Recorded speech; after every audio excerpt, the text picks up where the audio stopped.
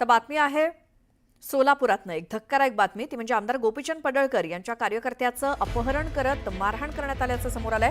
आमदार रोहित पवारांच्या कार्यकर्त्यांना हे अपहरण आणि मारहाण केल्याचा आरोप आहे। शरणू हंडेचं अपहरण केल्याप्रकरणी अमित सुरवसे यांच्यासोबत अन्य लोकांनी अपहरण करून मारहाण केल्याचा आरोप आहे। आरोपींनी कर्नाटकमध्ये नेऊन ही मारहाण केली आणि या प्रकरणी एमआयडीसी पोलिसांनी 4हून अधिक लोकांना ताब्यात घेतल्याची प्राथमिक माहिती मिळाली आहे। 6 महिन्यांपूर्वी शरणू हंडे यांनी अमित सुरवसे आणि त्याच्या साथीदारांना मारहाण केल्याचा व्हिडिओ व्हायरल झाला होता आणि याच संघर्षातनं अमित सुरवसेसह त्याच्या इतर साथीदारांनी शरणू हंडेचं अपहरण करून मारहाण केल्याची चर्चा आहे। दरम्यान जखमींवरती सध्या उपचार सुरू आहेत।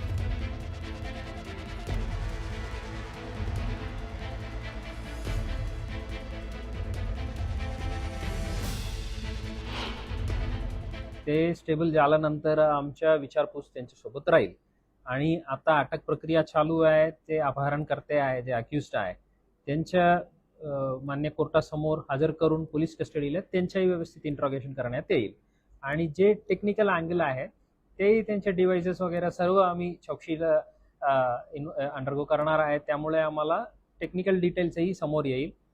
आता इनिशियल स्टेजला जे काही एलिगेशन्स आहे आणि काउंटर एलिगेशन्स आहे ते आम्ही दखल घेतलेले आहे। त्याबद्दल तपासादरम्यान आम्ही आणखी खोलीत जाणार आहे। तर गोपीचंद पडळकर यांनी थेट जे काही आरोप केलेले ते रोहित पवार यांच्यावरती, रोहित पवार यांचा कार्यकर्ता आणि त्यांनीच कर्नाटकमध्ये नेऊन गोपीचंद पडळकर यांच्या कार्यकर्त्याला मारहाण केली, अपहरण केलं आणि 4 पेक्षा अधिक लोकांना आता अक्कलकोट पोलिसांनी ताब्यात घेतलंय। 6 महिन्यांपूर्वी हंडे आणि सुरवसे यांच्यामध्ये वाद झालेला होता। आरोपींना पोलिसांनी बेड्या ठोकल्यात, मात्र गोपीचंद पडळकर यांनी थेट रोहित पवार यांच्या कार्यकर्त्यावरती आरोप केलाय।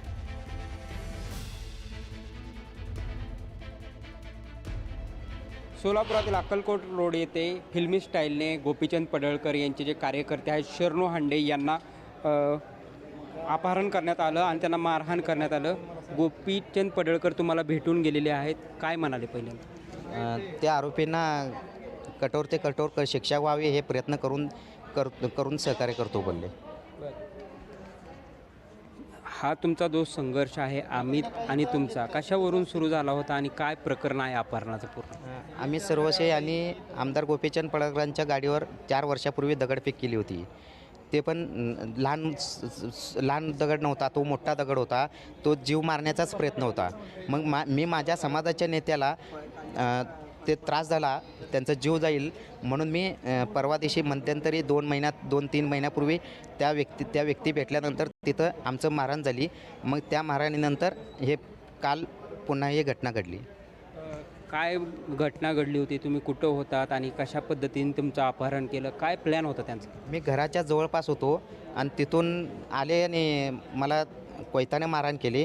कोयताने मारायला माझे पाय आदू केले, मग मला गाडीत बांधून टाकले आणि तिथनं मारहाण करत मला त्यात गाडीत टोटल 7 जण होते। त्यात 7 मध्ये 3 जण व्यक्ती मारायचं नाही म्हणत होते।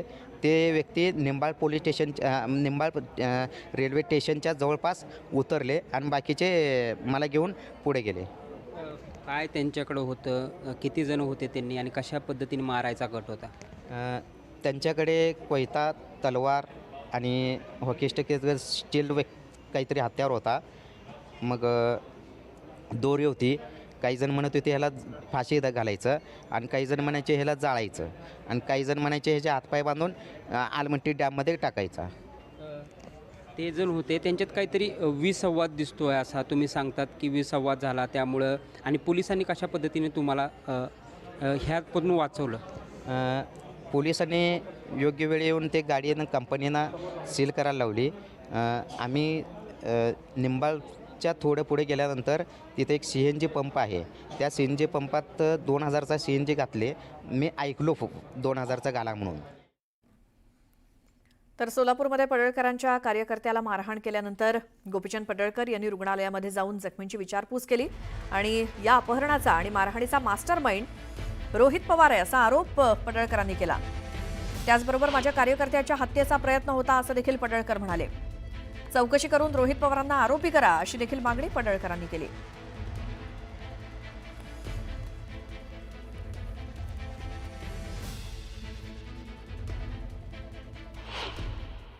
2021ला जे प्रकरण माझ्या गाडीवरती दगडफेक झालं त्याची फेर चौकशी केली पाहिजे.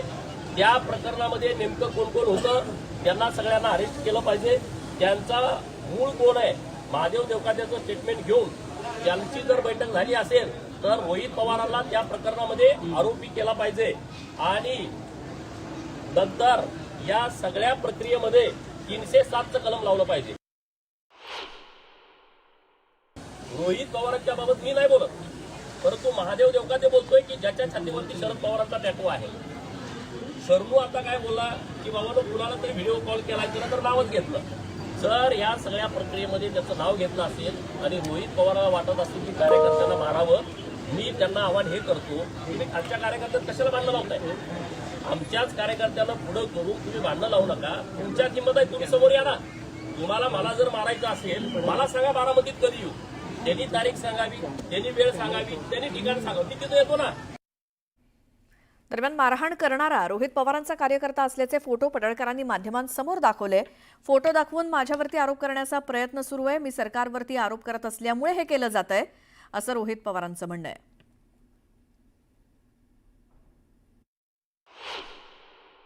ज्याच्या आणि त्यांचे फोटो सगळ्याचे आहेत बघा, त्याच्या फॅमिलीतल्या सगळ्या लोकांचे त्यांचे फोटो आहेत. हे बघा, महादेव देवकाते काय म्हणतोय की गोपीचंद पडळकरच्या गाडीवरती दगड टाकण्यापूर्वी रोहित पवारांनी आमची बैठक घेतली होती आणि दगड टाकायला सांगितलं होतं.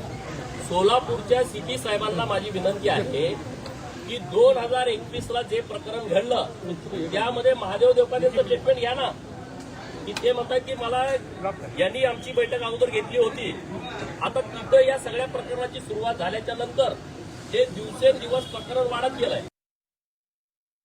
देवेंद्र फडणवीस साहेबांचा फोटो काही क्रिमिनल लोकांबरोबर, अजितदादांचे फोटो आहेत, बावनकुळे साहेबांचा ड्रग माफियाबरोबर फोटो आहेत, प्रधानमंत्री साहेबांचे फोटो आहेत. मग आम्ही तिथं भूमिका घेत असताना हीच भूमिका घेतो. नेत्याजवळ कोण उभा आहे त्याचं बॅकग्राऊंड कोणाला काय माहीत नसतं आणि या बाबतीत सुद्धा तुम्ही फोटो दाखवून मला फ्रेम करण्याचा प्रयत्न तिथे करत असाल. याला एकच कारण आहे, सरकारच्या विरोधात मी आज ज्या पद्धतीने बोलत आहे, सामान्य लोकांची भूमिका मांडत आहे, हे सरकारच्या पोटामध्ये दुखतंय. तर या महादेवी किंवा माधुरी हत्तीणी संदर्भातला वाद संपल्याचं सांगत राजू शेट्टींनी वनतारा आणि अंबानी कुटुंबियांचे आभार मानलेत. महादेवी हत्तीणीच्या वैद्यकीय गरजा लक्षात घेऊन वनतारांना सुचवलेल्या उपायांबाबत सुद्धा त्यांनी स्वागत केलंय. ये जो विवाद खत्म हुआ इसके लिए जिम्मेदार है अंबानी परिवार और ख़ास करके अनंत अंबानी जी. उन्होंने बड़प्पन दिखाया. उन्होंने मुख्यमंत्री जी को कहा कि हम विवाद नहीं करना चाहते, हम लोगों से मिलजुल के हथनी के ऊपर कुछ हल निकालना चाहते हैं और इसीलिए हल तो निकल चुका है. मैं भी उसका स्वागत करता हूं और अंबानी परिवार को, अनंत जी अंबानी को बहुत बहुत धन्यवाद देता हूं.